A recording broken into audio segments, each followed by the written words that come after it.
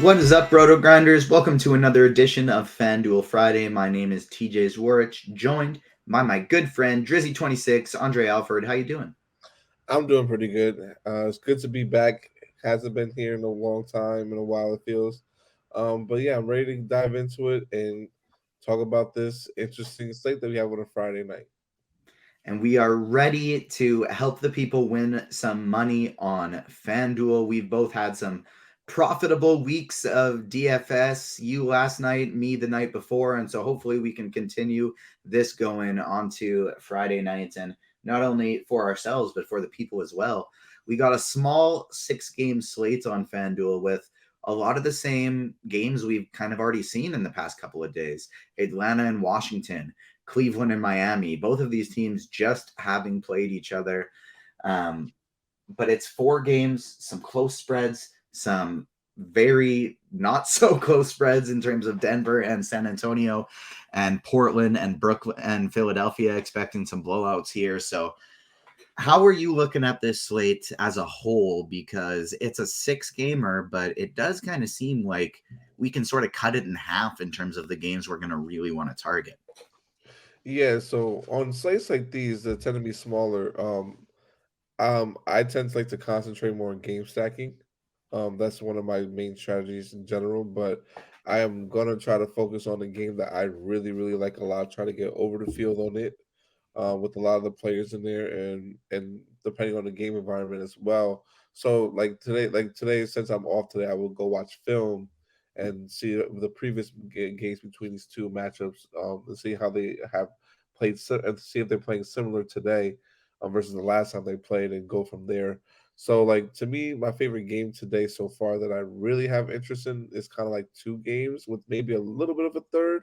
But I do like the Atlanta Washington game a lot, as well as that Cleveland Miami game, even though it's slow pace, but you know where a lot of the production is coming from.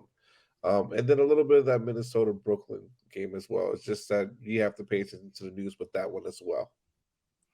Throw in Toronto and LA for me, and those are going to be kind of the 4 that I'm looking at the most. Let's start with Atlanta and Washington, though, because this is a 1-point spread, 1.5-point spread, biggest total on the board.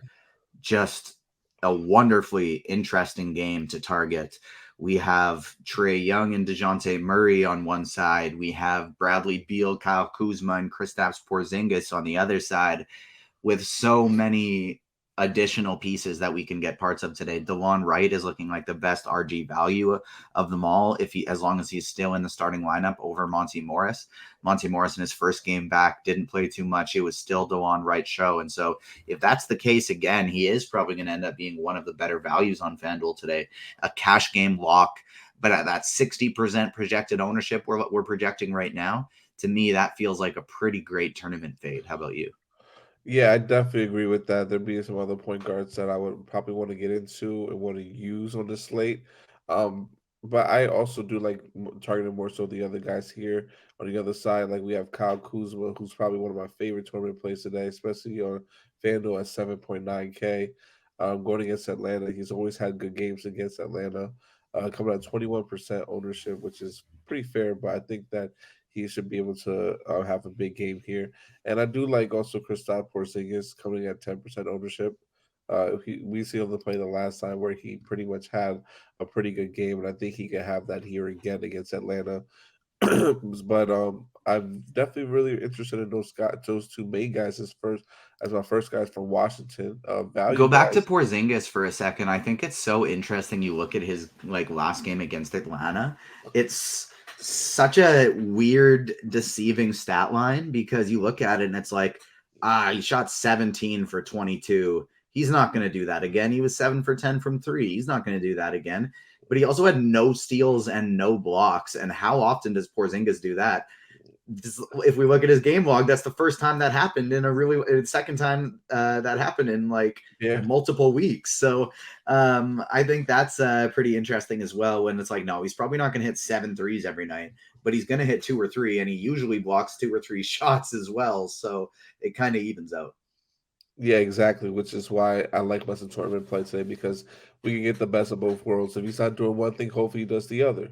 So that's why I'm hoping for taking a shot, especially coming in at sub 10% ownership, which I think it will be by the end of the day and by the time we get to lock tonight. So I love that play a lot from the Washington Wizards side.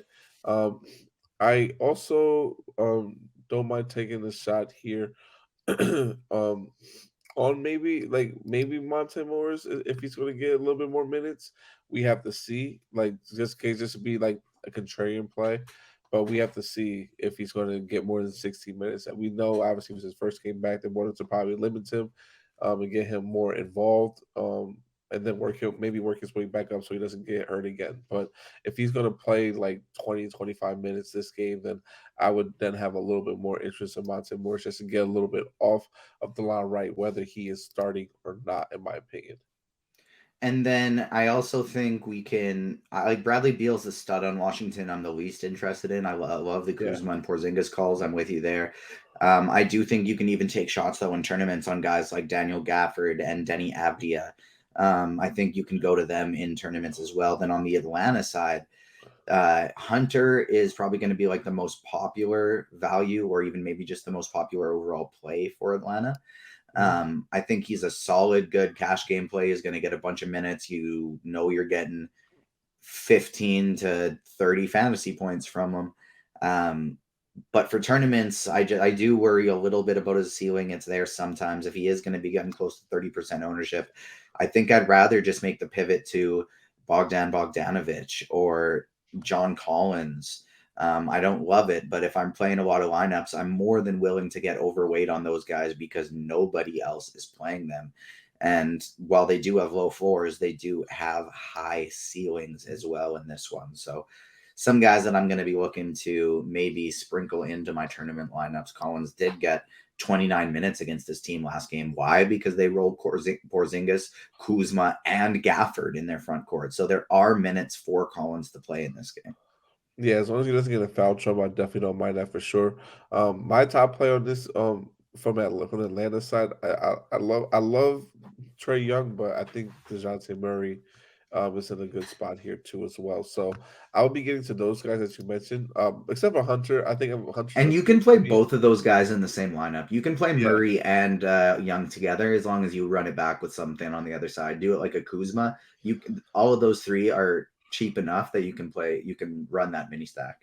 Yeah, definitely for sure. I agree with that. And I would not play. I'm personally, I'm fading Hunter today. I'm not even gonna have any type of DeAndre Hunter. I don't see no upside there. It's very rare that he go has a ceiling game in my opinion from everything I've seen and over the years and him playing. So that's one guy I know personally I would not have any exposure to. I would take some chances on the guys like you said, Bogdanovich, and maybe Collins a little bit here. But like you said before, Murray and Trey Young, I love those guys. And I don't want to forget about a guy who has been playing well ever since this new coach came around, Clint Capella. 7,200, I know it's expensive for him, but we've been seeing a lot of the minutes. He's been playing a lot better. Um, I'm starting to think Quinn Snyder might be just a center whisperer because we saw what he did with Rudy Gobert and how Gobert was playing.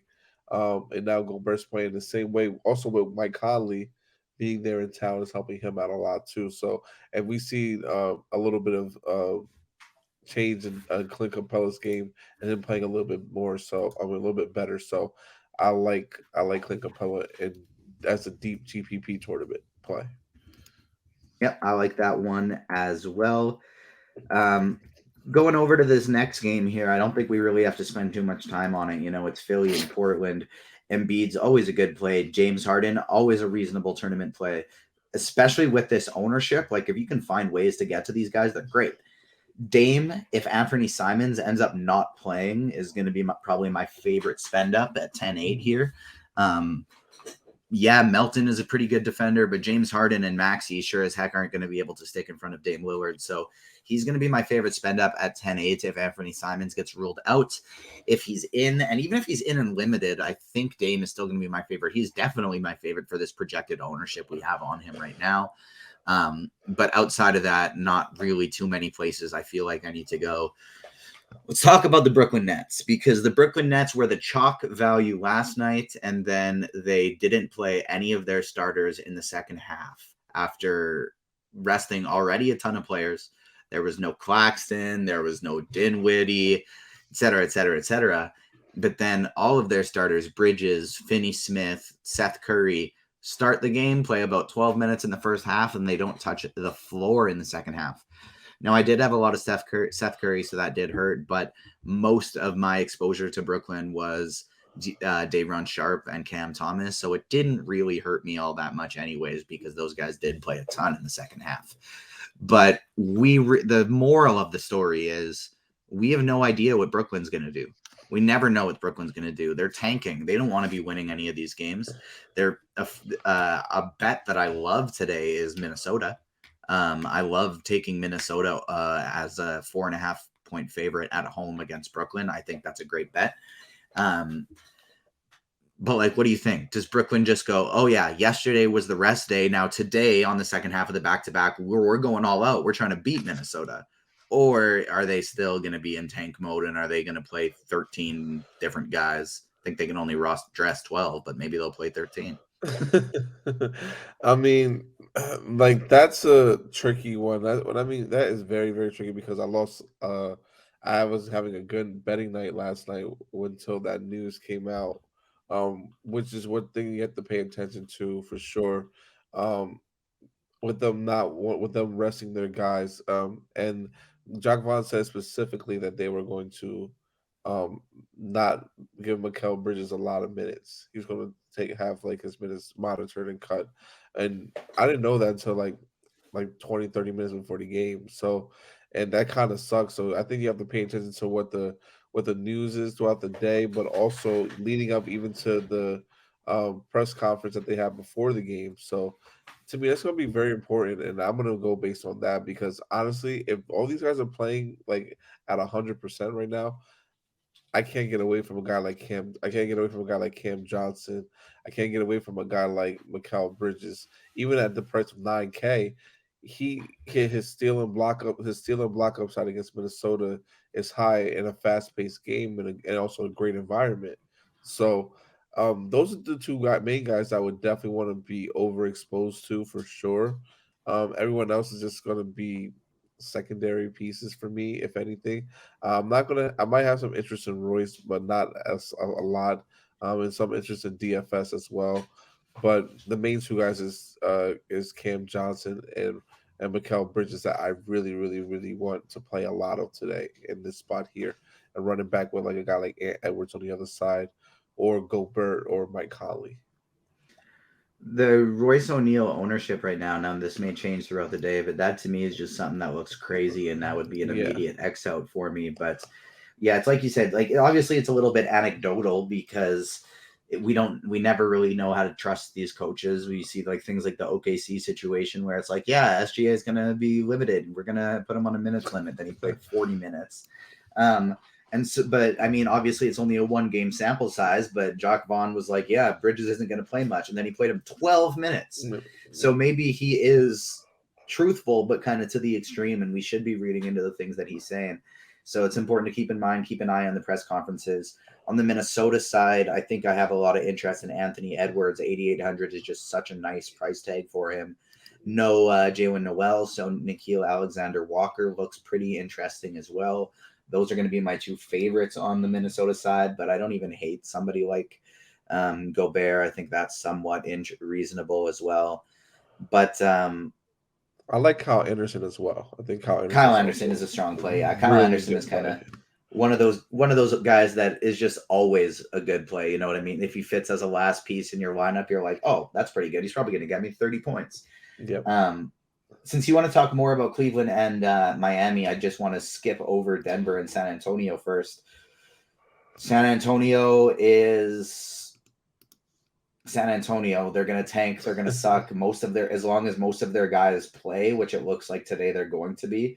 I don't really want to play any of them. Keldon Johnson, Devin Vassell, Trey Jones, Jeremy Sohan, Devontae Graham, Zach Collins, like all these guys are playing today. And so I don't really want to play any of them. And then Denver likely is going to smoke them.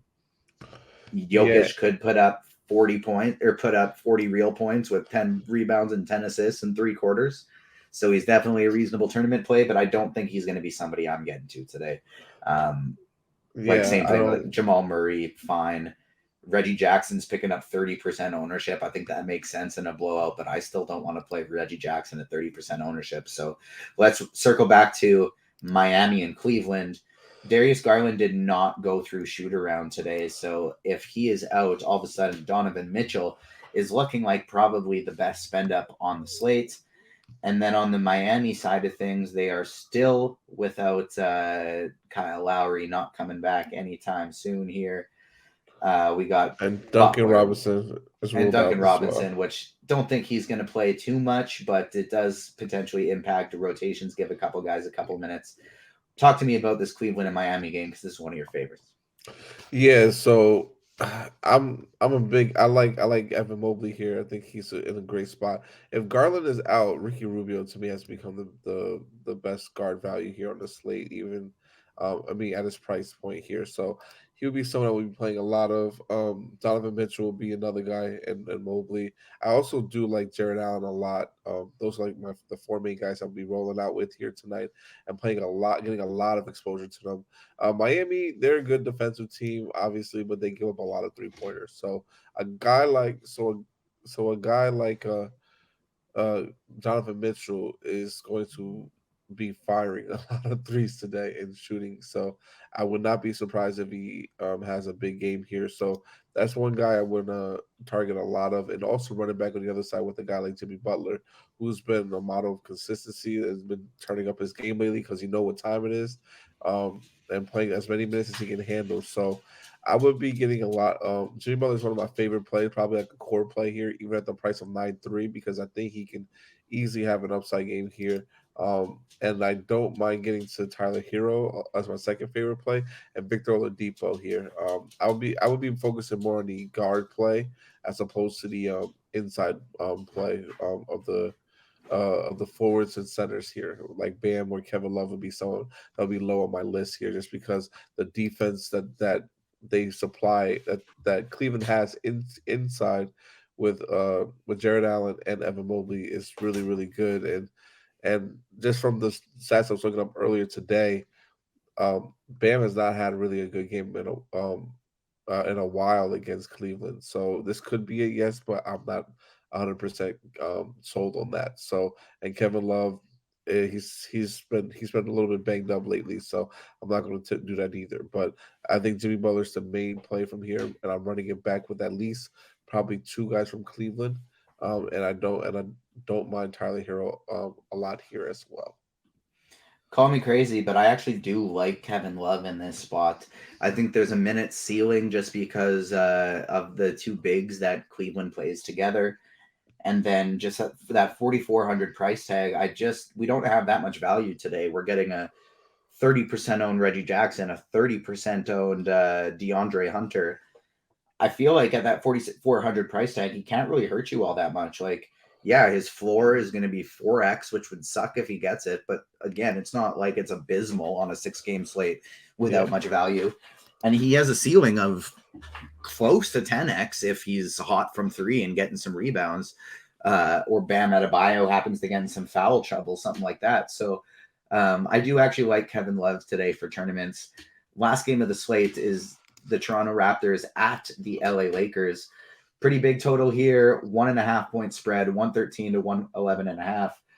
The Raptors are on the road. They got some nice price tags here. Pascal Siakam and Fred VanVleet, both of them are affordable. Jakob Pertl's picking up some ownership, and at $7,400, don't know how much I like that. Yeah. Um, don't think I need to get to Barnes. Don't think I need to get to Anunoby or Trent. To me, this is really just Siakam or Van Vliet on the Raptors side, and I do like both of them quite a bit. Yeah, I completely agree with you with that one. I think OG also might be in play just because of the steals and blocks upside here. And OG is known for obviously playing really good defense on the wing, and he can switch multiple positions. So I can see him having a big game steals wise here. And I think he did have last time he played the Lakers, he had a really good game against them. So he's someone I don't mind taking shots at for sure. In addition to Fred and Siakam here. But other than that, that's really it from the Toronto side. Lakers is just going to be like a one man show, in my opinion. Like Anthony Davis, I think that's the only person I'll be kind of interested in. Maybe a little Malik Beasley, but mainly AD. AD is going to be the main one for me too, and it's kind of like you said, like yeah, maybe Malik Beasley would be okay, but that's another one of these guys that it's like, well, if he's going to be 20 to 30% owned, then hell no. Like Yeah, I'll take my chances on my 3% Kevin Loves instead of all these 30% guys. and he's a Um, very streaky shooter, so that's the main thing with him. and D'Angelo Russell is back as well, and so I don't really think I want to go that route if he's going to be that highly owned. For me, the main focus is Atlanta and Washington. I think that game is by far the best on the slate. I'm going to be making sure I have at least one or two players from each team in this game, especially the Atlanta side. I think maybe two from Atlanta, one from Washington in all of my teams. That'll do it Yeah, for this edition of oh yeah, hit me with what you got. no, I was gonna say, yeah, I definitely agree with that. My favorite play, so on the slate, I just want to give a couple bets out that I like to real quick. I like the over on Jimmy Butler points. I like the over on Kyle Kuzma points. Over on uh Jared Allen points as well. Um, yeah, and then if you want to take a chance on Collins over on rebounds at 4.5, I like that as well too. I like that call with Collins at the end there. That'll do it for this edition of FanDuel Friday. It is feeling more like a balanced build on FanDuel today, sticking in that 8 to 10K range with the, Trey Youngs, Jimmy Butlers, Anthony Edwards, Fred VanVleet, Kyle Kuzma, that type of range. I think that's where we're going to make some money tonight as opposed to going all the way up to the Embiids and the Jokic's. But we'll see. I've been wrong before. I will be wrong again, although not that much lately. We've been crushing it lately, Dre. So hopefully everyone else wins a lot of money tonight. Hopefully we do as well. Good luck. That is another edition of FanDuel Friday, and we will see you next week. Peace.